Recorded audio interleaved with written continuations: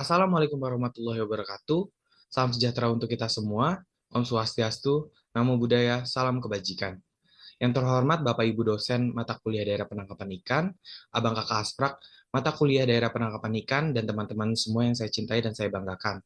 Perkenalkan, kami dari kelompok 8, dari paralel 2, akan mempresentasikan hasil problem-based learning kami dengan judul Analisis Daerah Penangkapan Potensial Ikan Tongkol Eutinus affinis di WPP 715 dengan pemanfaatan data satelit dan aplikasi model maksimum entropi.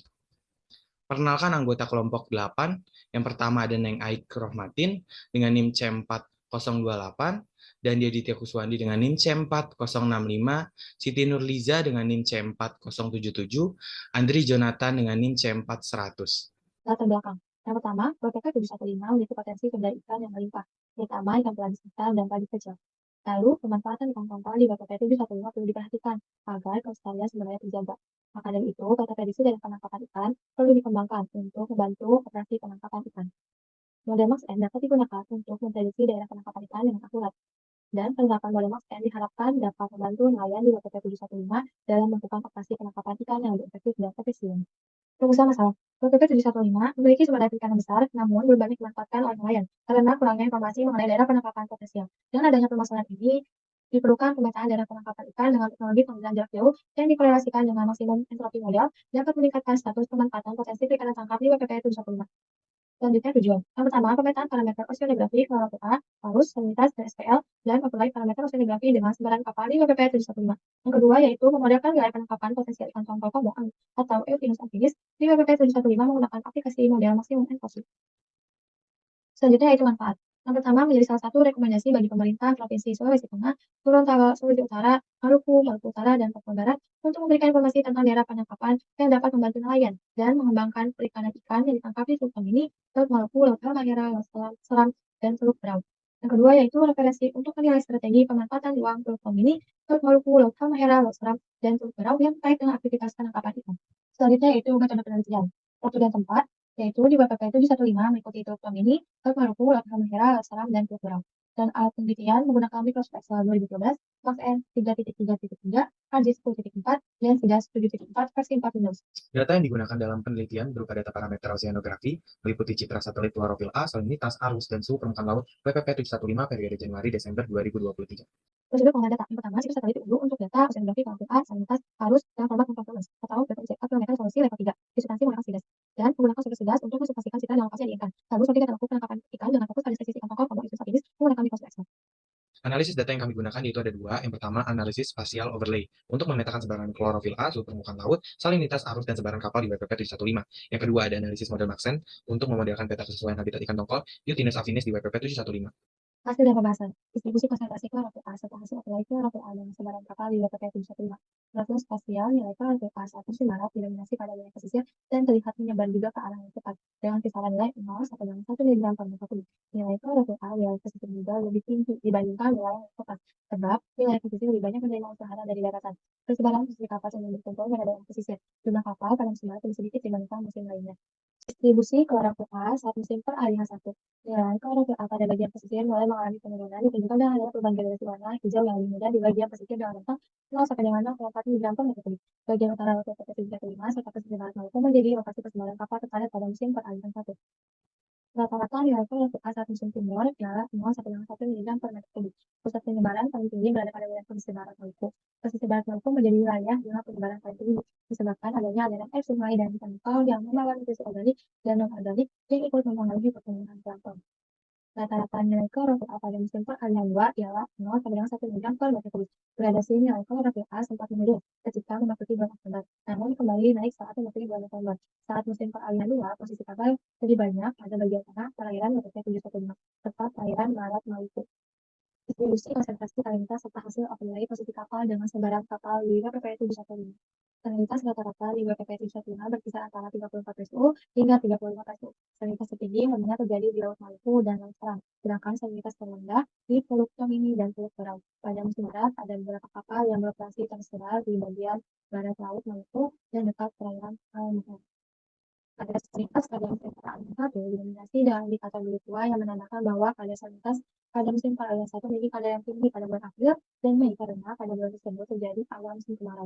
Bagian laut Maluku serta pesisir barat Maluku menjadi lokasi persebaran kapal terpadat pada musim peralihan satu. Nilai salinitas pada musim timur berada pada rentang 30 hingga 35 peso. Salinitas tertinggi terlihat pada bulan Juni yang ditandai dengan warna biru tua yang dominan. Distribusi posisi kapal yang dioperasi dengan parameter salinitas saat musim timur, pusat penyebaran paling tinggi berada pada wilayah pesisir barat Maluku.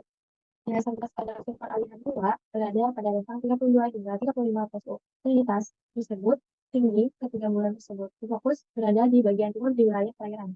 Rata-rata jumlah kapal saat musim peralihan 2 mengalami sedikit kenaikan dari musim timur, namun sedikit dibandingkan musim peralihan 1. Saat musim peralihan 2, posisi kapal lebih banyak pada bagian tengah, perairan Laut Halmahera, serta perairan barat Maluku. Jelaskan tentang peta distribusi konsentrasi arus pada WPP 715. Pada musim barat, bisa dilihat bahwa musim barat ini menunjukkan kecepatan yang kuat dan terlihat debit aliran pada bulan Desember merupakan puncak musim barat dengan kekuatan tertinggi. Selanjutnya, pada musim peralihan 1, ini laju arusnya tuh tercepat pada bulan Mei karena bulan Mei sudah memasuki puncak migrasi. Sedangkan untuk musim timur, bisa dilihat bahwa nilai tertingginya mencapai di 0,486. Untuk musim peralihan 2 ini merupakan sebaran arus yang paling kuat dibandingkan musim lainnya karena terjadi upwelling, transportasi massa air utama menjauhi pantai dan terjadi kekosongan massa air di wilayah pantai. Selanjutnya adalah distribusi konsentrasi suhu permukaan laut atau SPL serta hasil overlay SPL dengan sebaran kapal di WP 105. Pada musim barat, suhunya rata-ratanya yaitu 33 derajat Celcius sampai 34 derajat Celcius, yakni terjadinya thermal fronts dan berdampak juga pada pergerakan massa air dingin, karena pada saat itu bertemunya massa air hangat yang dapat berpengaruh juga pada arus laut, distribusi nutrisi dan populasi ikan di WPP 715. Selanjutnya pada musim barat itu posisi kapalnya yang paling umum itu di daerah perairan yang hangat di bagian utara, karena daerah tersebut itu lebih produktif kan dan populasi ikannya lebih banyak sehingga banyak kapal yang berlayar di wilayah tersebut. Nah, pada musim peralihan 1 ini rentang suhunya yaitu 31 sampai 33 derajat Celcius, tertinggi di bulan Maret yaitu di 33,47 derajat Celcius. Sedangkan di bulan Mei 31,08 derajat Celcius. Ini juga termasuk bentuk front thermal karena ditunjukkan adanya perbedaan suhu. Selanjutnya, setelah di-overlay dengan posisi kapal, jumlah kapal pada musim ini cenderung lebih kecil daripada musim-musim lainnya. Salah satu penyebabnya dianggap karena cuacanya tidak bersahabat dan daerah yang mungkin digunakan untuk penangkapan ikan pada musim peralihan pertama ini tersebar secara merata baik di daratan maupun di kepulauan. Selanjutnya di musim timur, suhunya berkisar antara 29 sampai 32 derajat Celcius dengan angin yang lebih tenang. Selain itu, angin musim timur itu membuat pasokan air tawar dari sungai-sungai itu menjadi sampai di tepian pantai dan tidak tersebar cukup jauh.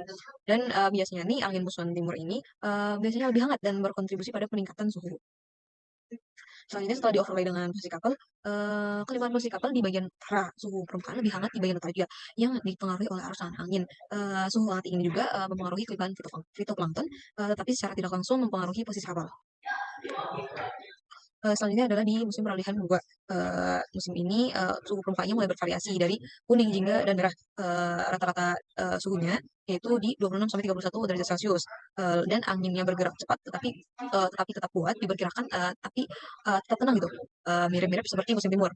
Suhu mulai menurun pada musim peralihan 2 dimulai di wilayah utara. Selanjutnya setelah di-overlay dengan posisi kapal dihasilkan bahwa posisi kapal paling banyak berada di bagian utara di perairan WPP 715. Kurva respon kesesuaian habitat ikan tongkol, pendugaan kontribusi parameter evaluasi model Maxent kesesuaian habitat ikan tongkol, peta kesesuaian habitat ikan tongkol. Berdasarkan kurva respon bulanan parameter klorofil A di WPP 715 dihasilkan bahwa pada musim barat, bulan Desember, Januari, Februari, grafik menjauhi angka 1, musim peralihan 1, Maret, April, Mei, grafik menjauhi angka 1 dengan titik terendah berada di titik terdekat dari angka 0, musim timur Juni, Juli, Agustus berbentuk grafik menjauhi angka 1, dan musim peralihan 2 September, Oktober, November hampir mendekati angka 1. Kurva bergerak mencapai nilai maksimum atau mendekati angka 1 ketika kurva respon kesesuaian habitat ikan tongkol bernilai optimum. Selanjutnya yaitu kurva respon bulanan parameter suhu permukaan laut WPP 715. Berdasarkan hasilnya yaitu musim peralihan 1, Maret, April, Mei mendekati angka 1 saat April dan Mei. Musim timur Juni, Juli, Agustus menjauhi angka 1, musim peralihan 2, September, Oktober, November memiliki grafik yang bervariasi. Musim barat, Desember, Januari, Februari bentuk grafik menjauhi angka 1 dan mulai mengalami perubahan ketika masuki bulan Februari. Selanjutnya yaitu pendugaan kontribusi parameter. Berdasarkan diagram kontribusi parameter terhadap evaluasi model AUC, dihasilkan bahwa salinitas memiliki nilai AUC sebesar 0,99, diikuti oleh suhu permukaan laut dengan nilai 0,92, dan yang paling rendah yaitu klorofil A sebesar 0,89. Jadi salinitas menjadi faktor yang sangat berpengaruh terhadap tingkat pertumbuhan ikan. Berdasarkan presentasi kontribusi setiap variabelnya, variabel salinitas memiliki presentasi kontribusi yang lebih tinggi dengan nilai 80,7%, sementara variabel suhu permukaan laut hanya memiliki presentasi senilai 15,9%, dan variabel klorofil A juga hanya memiliki presentasi senilai 3,4%. Hasil uji Jackniff menunjukkan variabel salinitas memiliki nilai lebih tinggi karena distribusi salinitas menjadi salah satu faktor penting yang berkorelasi dengan pola migrasi kantong kop. Hasil evaluasi model masing pada tanggal 34 memperkasihkan bahwa model data uji memiliki tingkat akurasi yang sangat baik dengan nilai sebesar 0,07. Nilai tingkat akurasi model ini menyatakan bahwa kurva uji menjadi indikator penentu untuk menilai performa model. Nilai dengan rentang 1 sampai 0 menyatakan juga akurasi yang kurang baik. Nilai 0,3 sampai 0,6 menunjukkan nilai yang cukup baik. Nilai 0,7 sampai 0,9 dianggap baik, dan serta nilai yang lebih dari 0,9 menunjukkan tingkat akurasi yang sangat. Peta kesesuaian habitat tingkat tongkol Komo, Venus Afinis pada musim barat Desember sampai Februari. Ini dirata-rata nilai musim barat Desember Februari menuju nilai 0,91 sampai 0,78. Nilai ACC tertinggi terdapat di bagian wilayah pesisir dengan nilai AFC lebih tinggi mencapai 0,77 sampai 1. Nilai AUJ di bulan Desember 0,784, Januari adalah 0,939, bulan Februari 0,91. Dan kepadatan posisi kapal cenderung konsentrasi pada bagian selatan di WB75 yang memiliki nilai AFC tertinggi dibandingkan bagian peta kesesuaian habitat di kantong Komo pada musim panas 1 yaitu di bulan Maret sampai Mei. Nilai AFC pada musim panas 1 berada di rentang 0,92 sampai 0,8 yang dapat menyebar pada wilayah lainnya. Nilai OJ pada Maret adalah 0,892, bulan April nilai dengan nilai 0,994, sementara bulan Mei dengan nilai 0,925. Di penyebaran posisi kapal pada musim ini lebih banyak dibandingkan bulan lainnya. Pusat penyebaran paling tinggi dikonsentrasi pada bagian tengah Korea serta di wilayah pesisir barat. Peta kesesuaian habitat ikan tongkol Komo pada musim timur di bulan Juni sampai Agustus. Nilai hasil pada musim timur yaitu berada di rentang 0,8 sampai 1 dan tampak menyebar pada seluruh wilayah panen itu, tidak fokus pada satu bagian itu saja. Dan nilai OJ untuk bulan Juni itu sebesar 0,832, Juli sebesar 0,955, Agustus 0,810. Dan musim timur ini menunjukkan musim penangkapan paling sesuai dibandingkan musim lainnya. Dan persebaran ikan tongkol di musim timur lebih banyak di daerah Sulawesi Utara. Kesesuaian habitat ikan tongkol Komo pada musim perairan 2 yaitu dinilai hasilnya mulai menurun menjadi 0,8 sampai 0,9 dan musim perairan 2 yaitu di warna merah sebagai indikator warna tertinggi. Dinilai AUJ bulan September hanya 0,909, Oktober 0,914, November 0,854, dan penyebaran ikan tongkol terbanyak di musim ini di bulan November di daerah perairan Maluku, lebih tepatnya di Kepulauan Aman. Kesimpulan. Yang pertama, klorofil A tersebar di BPP 715 berkisar 0,2 mg per meter kubik hingga 1 mg per meter kubik, dengan konsentrasi tertinggi berada pada musim timur dibandingkan musim peralihan 1. Nilai salinitas dari Januari sampai dengan Desember tahun 2023 berkisar antara 30 sampai 35 PSI. SPL di BPP 715 berkisar antara 25 dan 32 derajat Celcius, dengan rata-rata 29 sampai dengan 32 derajat Celcius di musim timur dan 33 sampai dengan 34 derajat Celcius di musim barat. Kapal penangkapan ikan lebih banyak tersebar pada musim timur, harus di BPP 715 di musim barat berkisar antara 0,00001 meter per second dan 0,903 meter per second, sedangkan pada musim timur berkisar antara 0,00005 meter per second dan 0,486 meter per second.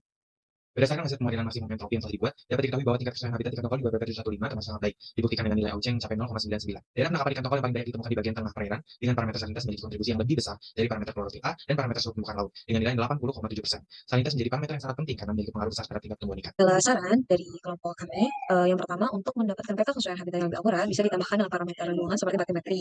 Yang kedua, menggabungkan zonasi tata ruang yang tercantum dalam Kepres nomor 41 tahun 2022 dengan lokasi penangkapan yang lebih akurat sesuai dengan kondisi di BPP 215.